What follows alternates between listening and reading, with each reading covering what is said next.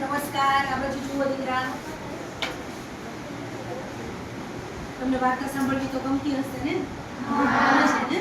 Okay, તો તમને વાર્તા કહીશ અને વાર્તા દ્વારા તમને કંઈક કહેવા માંગુ છું. ઓકે, તમારે જેની એક છોકરી છે, નાની 8મા ધોરણમાં ભણે છે, સમજી લો, છોકરો કે છોકરી, એ દોડીને એના દાદા પાસે જાય છે, બરાબર? અને એમ કહે છે કે દાદા દાદા, મને તમે જીવનની અંદર માણસની વેલ્યુ કેવી રીતે થાય તે મને જણાવો.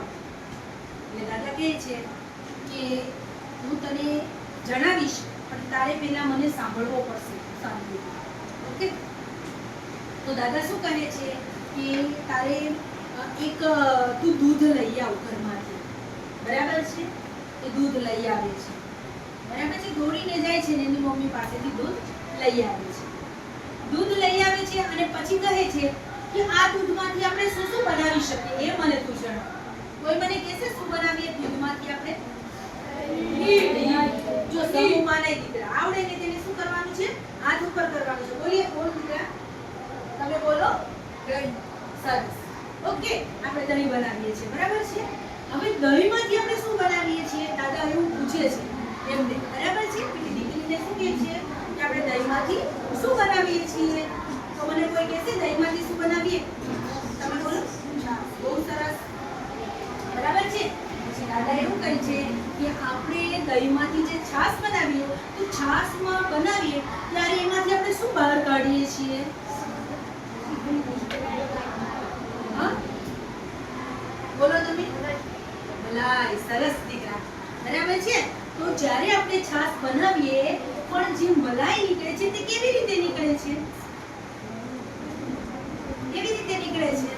એમાં નીકળ્યું પાણી નાખી દીધું એટલે નહીં. કોણ કહેશે મને કે ડાયરેક્ટ છાશ બની જ જાય, એ કરવું જ ના પડે? બોલો દીકરા.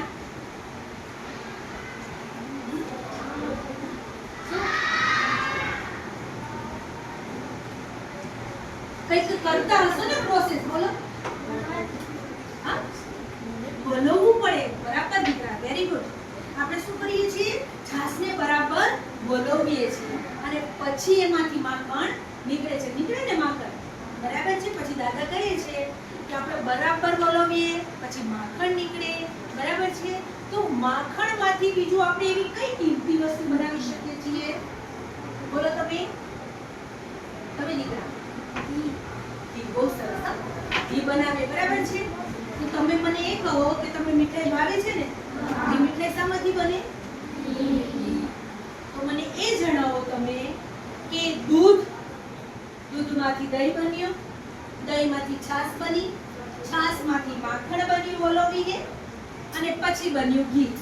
તો આમાંથી સૌથી વધારે કિંમતી અથવા તો સૌથી વધારે કિંમત કોની આવે?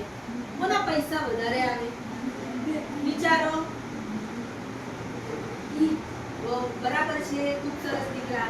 ઘી ના આવે ને, પણ ઘી તરત બની ગયું દૂધમાંથી. બન્યું, બની ગયું, તરત બની ગયું દૂધ. પછી શું થયું એ મને જણાવો. આપણે શું કર્યું? ઘી કાઢવા માટે, ઘીની કિંમત લાવવા માટે આપણે દૂધમાંથી દહીં, દહીંમાંથી છાશ અને છાશને એમાંથી જે માખણ કર્યું કે એમ જ ના થયું, એને વલોવ્યું, બરાબર? બરાબર. મમ્મી કરતી હોય તો જોજો, બહુ તાકાત લાગે છે.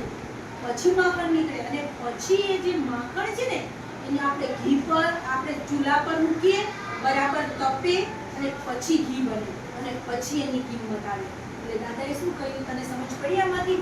કે જ્યારે આપણે માણસની કિંમત, આપણી વેલ્યુ વધારવી હોય ને તો આપણે વલોવવું પડે. એટલે શિક્ષણની અંદર આપણે ઓતપ્રોત થવું પડે. જે શિક્ષક શીખવે છે ને તે આપણે શીખવું પડે. જે ટીચર પ્રવૃત્તિ આપે ને તે પ્રવૃત્તિમાં આપણે ભાગ લેવો પડે, બરાબર છે? એટલે ભાગ લો ને એ થયું માખણ. એના માટે વલોવો થવું એટલે શું? તો પ્રવૃત્તિની બરાબર તૈયારી કરવી અને તૈયારી કરીને પછી તમે જે બાળ મેળામાં ભાગ લો છો ને, પછી તમારા જે નંબર આવે છે ને એ નંબરમાં જે વિજેતા બને છે ને એ થયું શું? ઘી. પછી તમારે વેલ્યુ થાય, હા આ છોકરીનો પહેલો નંબર આવ્યો છે આ પ્રવૃત્તિમાં, તો તમે કેટલા ગર્વથી જુઓ, ગર્વ માણો, બરાબર છે? એટલે જીવનની અંદર આપણે વેલ્યુ કરવી હોય તો આપણે શું કરવું પડે? છાસની જેમ વલોવાવું પડે. એમ જ ના થાય દીકરા, બરાબર છે? અને આપણે જે માખણ આગમાં તપે અને ઘી બને ને એમાં આપણે પણ તપવું પડે, પ્રવૃત્તિ કરવી પડે, પ્રવૃત્તિમાં મહેનત કરવી પડે. શાળામાં અભ્યાસ કરો છો તો શાળામાં જે ટીચર શીખવે છે એ તમારે વાંચવું પડે, અભ્યાસ કરવો પડે, ઘરે બેસીને વાંચવું પડે, અહીંયા પણ ધ્યાન આપીને ભણવું પડે તો આપણો સારો એવો નંબર આવે છે. ક્લિયર બધાને? સમજ પડી દીકરા? મજા આવી બધાને? ઓકે, બધાનો જ ધન્યવાદ. આભાર.